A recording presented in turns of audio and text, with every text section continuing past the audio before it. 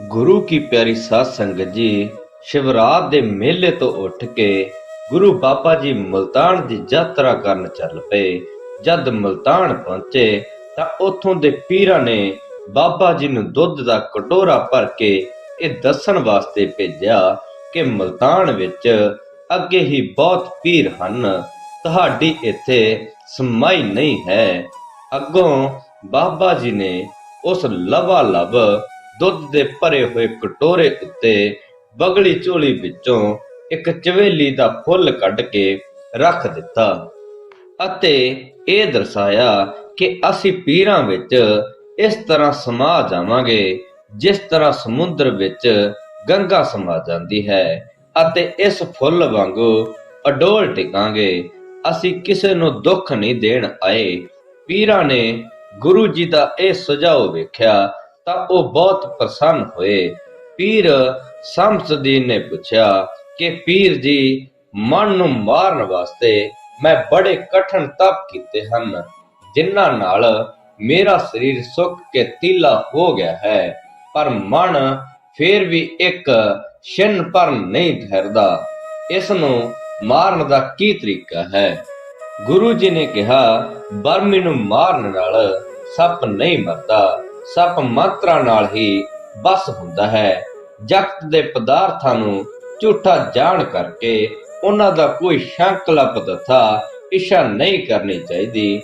ਮਨ ਦੇ ਸੰਕਲਪ ਵਿਕਲਪਾਂ ਨੂੰ ਰੋਕਣ ਨਾਲ ਹੀ ਮਨ ਬਸ ਹੁੰਦਾ ਹੈ। ਹੋਰ ਕੋਈ ਜਪ ਆਦਿਕ ਸਾਧਨ ਇਸ ਨੂੰ ਬਸ ਕਰਨ ਦਾ ਨਹੀਂ ਹੈ। ਪੀਰ ਬਹਾਦੀਨ ਨੇ ਕਿਹਾ, ਪੀਰ ਜੀ, ਤੁਸੀਂ ਮਾਇਆ ਨੂੰ ਝੂਠ ਦੱਸਦੇ ਹੋ, ਪਰ ਇਸ ਤੋਂ ਬਿਨਾਂ ਸੰਸਾਰ ਦਾ ਕੋਈ ਕੰਮ ਨਹੀਂ ਹੁੰਦਾ। ਗੁਰੂ ਜੀ ਨੇ ਕਿਹਾ, ਜਿਵੇਂ ਮਾਇਆ ਝੂਠੀ ਹੈ ਤਿਵੇਂ ਹੀ ਇਸ ਦੇ ਵਿਹਾਰੀ ਵੀ ਝੂਠੇ ਹਨ। ਪਰਮੇਸ਼ਵਰ ਦਾ ਨਾਮ ਸਦਾ ਸੱਚਾ ਹੀ ਹੈ, ਉਸ ਨੂੰ ਹਿਰਦੇ ਵਿੱਚ ਵਸਾਓ, ਤੁਹਾਡੇ ਸਾਰੇ ਕਾਰਜ ਪੂਰੇ ਹੋਣਗੇ। ਫਿਰ ਰੁਕਨਦੀਨ ਨੇ ਪੁੱਛਿਆ, ਜੀ ਸੰਤਾਂ ਦੇ ਕੀ ਲੱਛਣ ਹੁੰਦੇ ਹਨ? ਗੁਰੂ ਨੇ ਕਿਹਾ, ਪਹਿਲੀ ਗੱਲ ਇਹ ਹੈ ਕਿ ਸੰਤ ਪਰਾਏ ਗੁਣ ਨੂੰ ਸੁਣ ਕੇ ਪ੍ਰਸੰਨ ਹੁੰਦੇ ਹਨ ਅਤੇ ਗੁਣਬਾਵਾਂ ਦੀ ਸੇਵਾ ਕਰਦੇ ਹਨ। ਪਰਾਈ ਇਸਤਰੀ ਨੂੰ ਬੁਰੀ ਨਜ਼ਰ ਨਾਲ ਨਹੀਂ ਵੇਖਦੇ, ਬੁਰੇ ਪੁਰਸ਼ਾਂ ਦੀ ਸੰਗਤ ਨਹੀਂ ਕਰਦੇ, ਬੈਰੀ ਮਿੱਤਰ ਨੂੰ ਇੱਕ ਬਰਾਬਰ ਜਾਣਦੇ ਹਨ, ਸੋਗ ਹਰਖ ਤੇ ਆਦਰ ਨਿਦਾਦਰ ਨੂੰ ਸਮਾਨ ਜਾਣਦੇ ਹਨ, ਪਰਮੇਸ਼ਵਰ ਦੇ ਸਿਮਰਨ ਵਿੱਚ ਲੀਨ ਰਹਿੰਦੇ ਹਨ। ਗੁਰੂ ਜੀ ਨੇ ਕਿਹਾ, ਪੁਰਸ਼ ਨੂੰ ਪਰਮੇਸ਼ਵਰ ਦਾ ਨਾਮ ਜਪਣਾ ਅਤੇ ਭੈ ਰੱਖਣਾ, ਸੰਤਾਂ ਦੀ ਸੰਗਤ ਕਰਨੀ, ਮਨ ਵਿੱਚੋਂ ਵਿਕਾਰਾਂ ਦੇ ਸੰਕਲਪਾਂ ਨੂੰ ਮਾਰਨਾ ਹੀ ਇੱਕੋ ਇੱਕ ਆਪਣੇ ਉਧਾਰ ਦਾ ਸਾਧਨ ਹੈ।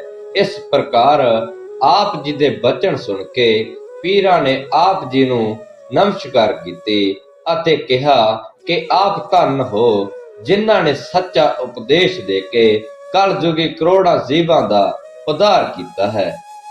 ਮੁਲਤਾਨ ਦੀ ਯਾਤਰਾ ਕਰਕੇ ਬਾਬਾ ਜੀ ਫਿਰ ਕਰਤਾਰਪੁਰ ਆ ਗਏ। ਕਲਯੁਗ ਵਿੱਚ ਆਪ ਜੀ ਨੇ ਕਰਤਾਰ ਦਾ ਨਾਮ ਜਪਾਇਆ ਸੀ। ਆਪ ਜੀ ਦੀ ਵਿੜਾਈ ਦਿਨੋਂ ਦਿਨ ਦੂਣ ਸਵਾਈ ਹੋਣ ਲੱਗੀ।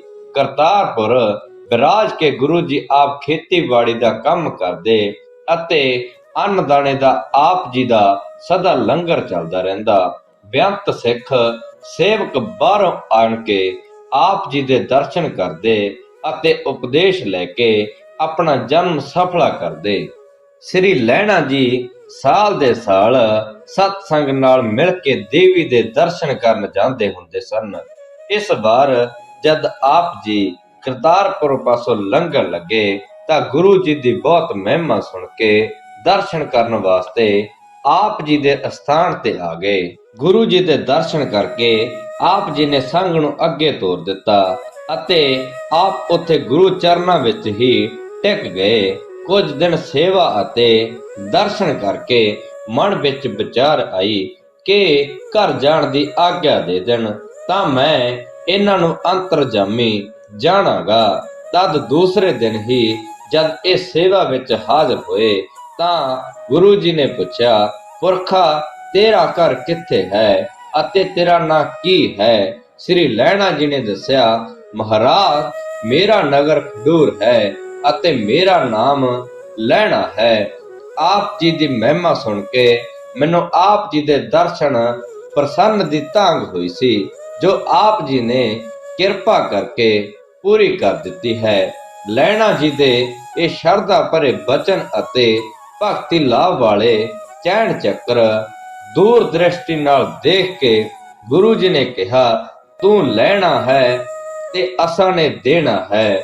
ਹੁਣ ਆਪਣੇ ਘਰ ਜਾਓ ਅਤੇ ਘਰ ਤੋਂ ਹੋ ਕੇ ਫੇਰ ਆਉਣਾ। ਇਹ ਬਚਨ ਸੁਣ ਕੇ ਲਹਿਣਾ ਜੀ ਬੜੇ ਪ੍ਰਸੰਨ ਹੋਏ ਕਿ ਇਹਨਾਂ ਨੇ ਮੇਰੇ ਦਿਲ ਦੀ ਗੱਲ ਜਾਣ ਲਈ ਹੈ।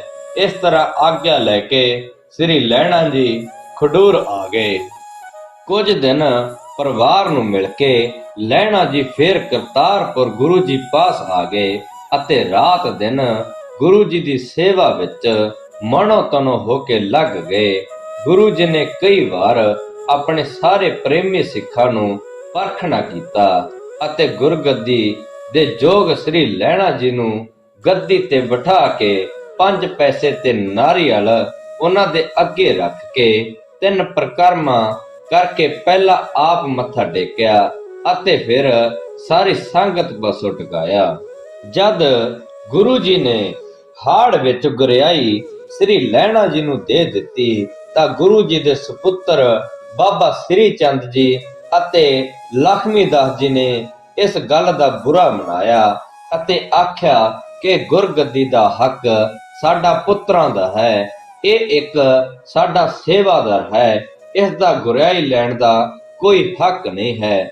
ਜਦ ਗੁਰੂ ਜੀ ਨੇ ਆਗਿਆ ਮੰਨ ਕੇ ਹੋਰ ਸਾਰੇ ਸਿੱਖ ਸੇਵਕਾਂ ਨੇ ਸ੍ਰੀ ਲਹਿਣਾ ਜੀ ਨੂੰ ਮੱਥਾ ਟੇਕਿਆ ਤਾਂ ਗੁਰੂ ਜੀ ਦੇ ਦੋਹਾਂ ਪੁੱਤਰਾਂ ਨੇ ਇਹ ਆਖ ਕੇ ਮੱਥਾ ਟੇਕਿਆ ਕਿ ਅਸੀਂ ਗੁਰੂ ਪੁੱਤਰ ਹੋ ਕੇ ਇਸ ਸੇਵਕ ਨੂੰ ਮੱਥਾ ਟੇਕਦੇ ਚੰਗੇ ਨਹੀਂ ਲੱਗਦੇ। ਇਸ ਤਰ੍ਹਾਂ ਦੋਵੇਂ ਜਣੇ ਗੁੱਸੇ ਹੋ ਕੇ ਘਰ ਮਾਤਾ ਜੀ ਪਾਸ ਚਲੇ ਗਏ। ਸਾਹਿਬਜ਼ਾਦਿਆਂ ਵੱਲੋਂ ਇਸ ਤਰ੍ਹਾਂ ਵਿਰੋਧਤਾ ਵੇਖ ਕੇ ਗੁਰੂ ਜੀ ਨੇ ਸ੍ਰੀ ਲਹਿਣਾ ਜੀ ਨੂੰ ਕਿਹਾ, ਪੁਰਖਾ ਹੁਣ ਤੂੰ ਖਡੂਰ ਆਪਣੇ ਘਰ ਚਲੇ ਜਾ, ਇੱਥੇ ਸਾਹਿਬਜ਼ਾਦੇ ਤੇਰੇ ਨਾਲ ਈਰਖਾ ਕਰਨਗੇ। ਇਸ ਤਰ੍ਹਾਂ ਆਗਿਆ ਅਨੁਸਾਰ ਸ੍ਰੀ ਲਹਿਣਾ ਜੀ ਜੋ ਹੁਣ ਗੁਰੂ ਅੰਗਦ ਦੇਵ ਜੀ ਬਣ ਚੁੱਕੇ ਸਨ, ਆਪਣੇ ਘਰ ਖਡੂਰ ਸਾਹਿਬ ਚਲੇ ਗਏ। ਪਿੱਛੋਂ ਗੁਰਗੱਦੀ ਦੀ ਸਾਰੀ ਗੱਲਬਾਤ ਭਾਈ ਬੁੱਢਾ ਜੀ ਆਦਿ ਸਿਆਣੇ ਨਿਕਟ ਵਰਤੀ ਸਿੱਖਾਂ ਨੂੰ ਸਮਝਾ ਕੇ ਗੁਰੂ ਜੀ ਨੇ ਸੱਚਖੰਡ ਜਾਣ ਦੀ ਤਿਆਰੀ ਕਰ ਲਈ। ਗੁਰੂ ਜੀ ਦੀ ਸੱਚਖੰਡ ਦੀ ਤਿਆਰੀ ਸੁਣ ਕੇ ਦੂਰ ਦੂਰ ਤੋਂ ਸਿੱਖ ਸੇਵਕ ਆਪ ਜੀ ਦੇ ਆਤਮ ਦਰਸ਼ਨ ਕਰਨ ਵਾਸਤੇ ਆ ਗਏ।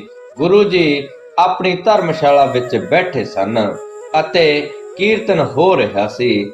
ਇਸ ਸਮੇਂ ਮਾਤਾ ਸੁਲੱਖਣੀ ਜੀ ਵੀ ਦੀਨ ਮਨ ਹੋ ਕੇ ਗੁਰੂ ਜੀ ਪਾਸ ਆ ਬੈਠੇ। ਤਦ ਗੁਰੂ ਜੀ ਨੇ ਆਪਣੇ ਦੋਹਾਂ ਸਾਹਿਬਜ਼ਾਦਿਆਂ ਨੂੰ ਵੀ ਸੱਦ ਭੇਜਿਆ, ਪਰ ਸਾਹਿਬਜ਼ਾਦੇ ਆਣ ਕੇ ਥੋੜਾ ਚਿਰ ਹੀ ਪਾਸ ਬੈਠ ਕੇ ਚਲੇ ਗਏ। ਅੱਸੂ ਸੁਦੀ 10ਵੀਂ ਨੂੰ ਸਰਬ ਸੰਗਤ ਦੇ ਸਾਹਮਣੇ ਗੁਰੂ ਜੀ ਚਾਦਰਾ ਤਾਣ ਕੇ ਲੰਮੇ ਪੈ ਗਏ ਅਤੇ ਸੰਗਤ ਨੂੰ ਧੀਰਜ ਦੇ ਕੇ ਆਖਿਆ ਕਿ ਤੁਸੀਂ ਸਾਰੇ ਸਤਨਾਮ ਦਾ ਜਾਪ ਕਰੋ। ਜਾਪ ਕਰ ਰਹੀ ਸੰਗਤ ਨੇ ਜਦ ਕੁਝ ਸਮੇਂ ਉਪਰੰਤ ਵੇਖਿਆ ਤਾਂ ਗੁਰੂ ਜੀ ਆਪਣਾ ਸਰੀਰ ਛੱਡ ਕੇ ਸੱਚਖੰਡ ਪਧਾਰ ਚੁੱਕੇ ਸਨ। ਉਪਰੰਤ ਆਪ ਜੀ ਦਾ ਅੰਤਿਮ ਸੰਸਕਾਰ ਕਰਨ ਵਾਸਤੇ ਹਿੰਦੂ ਕਹਿਣ ਕਿ ਸਾਡਾ ਗੁਰੂ ਹੈ, ਅਸਾਂ ਸੰਸਕਾਰ ਕਰਨਾ ਹੈ। ਮੁਸਲਮਾਨ ਕਹਿਣ ਸਾਡਾ ਪੀਰ ਹੈ, ਅਸਾਂ ਦਫਨ ਕਰਨਾ ਹੈ। ਇਸ ਤਰ੍ਹਾਂ ਜਦ ਝਗੜਾ ਕਰਦਿਆਂ ਦੋਹਾਂ ਧਿਰਾਂ ਨੇ ਚਾਦਰਾ ਚੁੱਕ ਕੇ ਵੇਖਿਆ ਤਾਂ ਆਪ ਜੀ ਦਾ ਸਰੀਰ ਲੋਪ ਸੀ, ਕੇਵਲ ਚਾਦਰਾ ਹੀ ਉੱਥੇ ਰਹਿ ਗਿਆ ਸੀ। ਇਸ ਚਾਦਰੇ ਨੂੰ ਲੈ ਕੇ ਅੱਧਾ ਹਿੰਦੂਆਂ ਨੇ ਸੰਸਕਾਰ ਕਰ ਦਿੱਤਾ ਅਤੇ ਦੂਜਾ ਅੱਧਾ ਮੁਸਲਮਾਨਾਂ ਨੇ ਕਬਰ ਵਿੱਚ ਦਫਨ ਕਰ ਦਿੱਤਾ।